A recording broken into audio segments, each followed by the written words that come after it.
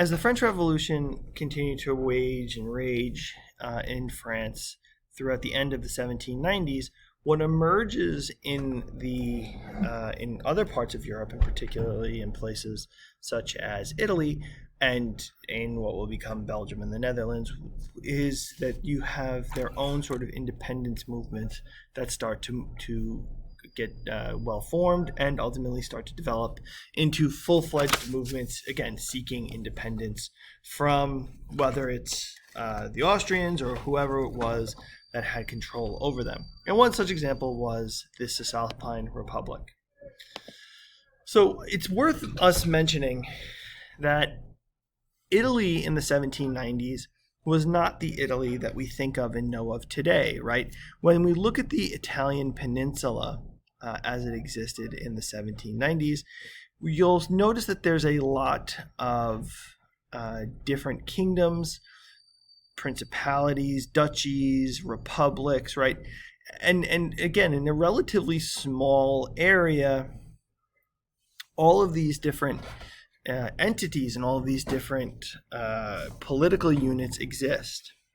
So you'll notice also then with these islands off the coast of Italy, right, such as the Kingdom of Sardinia, which will become important and we'll talk about in a little bit, or the island of Corsica. Corsica belongs to France at this point. Now it had started as Italian, so even like Napoleon Bonaparte, when he was born there in the 1760s, he spoke Italian as his first language. When he went to the military academy in the 1770s, he spoke French with an Italian accent, and he was made fun of for it. So it's important for us to know that although Corsica starts Italian, goes French, all of this is part of that. Now we're going to be talking about the Cisalpine Republic. So the Cisalpine Republic is sort of on the northeastern portion of Italy. It encompasses Milan, Bologna, and even San Marino, which is there today as an independent country. So the revolution comes to Italy. This quote comes from the beginning of the first chapter for this evening, for today, and it says, "The Italians want to unite, and they want a revolution. They want the emperor to rule in his own house, the Austrians in Germany, the Bourbons in Spain, the Pope in matters of the gospel, the perpetual friendship and gratitude of France." Now, it's important for us to know here, right, that there's this beginning of Italian nationalism that is percolating up even as early as the 1790s here. Italy was, and if we go back to this map for a second, all these seem independent, right? But the connections sort of are profuse, right? So for the Kingdom of Sicily, their connection is drawn into Spain. In Venice, there's a connection up to Austria. Sardinia has a connection here with France. So all of these different kingdoms are quite, spread out and have connections across many different territories. So Napoleon, with the army of Italy, invades into the northern portion of Italy in 1796. Now let's talk a little bit about what's going on within Italy, socially, culturally, domestically. Now, within Italy, right, one of the things to point out is that although they are, again, separated, and again, they have allegiances to different parts of Europe, Italy is not quite as divided as Germany, and it is not quite as unified as the Dutch, right? So let's talk a little bit about what that means, right? So for Germany, Germany was really divided between the power of Prussia and the sort of dominating force that Prussia was, along with the sort of strong power of Austria and the Habsburgs, the Holy Roman Empire. And as a result of that, there was a lot of contention among the different German states. That being said, with the Dutch, right, there was still major disunity and still major, lack of unification. But the other piece to that is that the Dutch, had a lot of economic connections, a lot of cultural connections and there was no dominating power there to sort of separate them out. as there was in Germany. The same is sort of true for Italy. In Italy, there was no predominant power. Yes, find the French involved in some places, Austrians in others, Spain in other, but there was no one dominant kingdom that sort of ruled the whole area. Even within this, right, there's connections across many different kingdoms and principalities, right? So there are Janicists who are Catholics who are more of a moderating, or I guess I should say less high church status. And they worked within the universities and they worked within the sort of educated classes of society. The group that is very important later on, and it doesn't necessarily show up here at all in this chapter, but I think is still important for us to note, are the Carbonari. The Carbonari were started out as a trade group, right? So if you have ever heard of like the Freemasons, right, the Masonic lodges and all that of Illuminati fame, the Carbonari are similar to that, right? They are a trade group that starts in the Middle Ages. So the Carbonari, they start in the Middle Ages. Their name actually means people who make charcoal.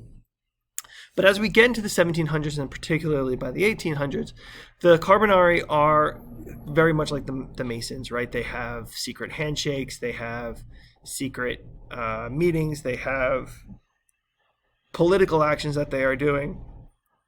It's a way for young Italians to be involved and to express some sort of political activism. Corsica always is the problem here, right? Corsica is both French and Italian. Where is it being drawn to? The people in Corsica see themselves as French, but some of them speak Italian. So the identity there is difficult. By 1797, there's the creation of the Cisalpine Republic. So in northern Italy, in a city called Lodi, Napoleon fights off the Austrians, and he pushes them out of northern Italy. One of the things that happens here is that now Napoleon does this through artillery. It's important for us to remember, right, that Napoleon starts his career as an artilleryman, right, as an artillery soldier. So he's very well equipped in that respect, and he's very capable of managing it. He also does the same thing in a revolution in 1793 in Paris. Now the thing this is one of the things that helps sort of Napoleon's star ascend, right? That he is able to consolidate power and push out the Austrians. The other, and when we look back, because we are 2 years from the consulate, when we look back at Napoleon, right, it is these victories that help cement that route. The thing that sort of helps get loyalty among his soldiers is that they are well paid and they are well tended to. Because of the success of his military endeavors, he was able to make sure that his soldiers always had hard coin to be paid with.